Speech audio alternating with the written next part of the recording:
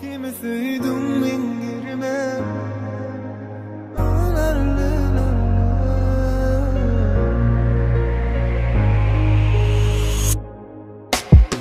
Ömür hezilli, bensiz hezilmi. Sana bağlarım görümüzlü. Ben seni unutmak için söyledim bilsen. Nem için sen borçlumu koydu birden. Min milyon kıyarı bana yat yalıysan soğuş yarı. Ben bilmedim sen yarı. Unuturun mu seni sen unutuşum yarı. Yok bana kıyın sensin. Yok ananamam. Yok ananamam yanandı. Gözüme uyku gelen o. Kimi söyledim ben yerime.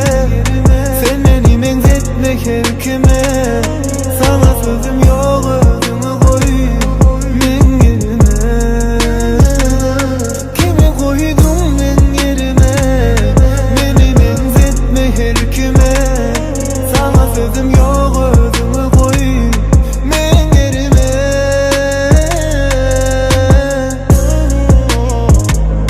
Kimi söyledim ben yerime.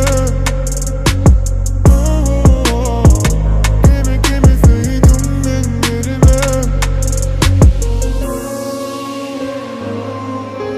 Min milyon kıyarı bana yat yalıysan soğuş yarı.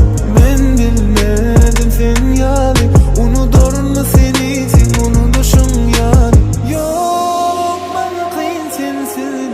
Yok ananamam. Yok ananamam yanandı. Gözüme uyku gelen o. Kimi söyledim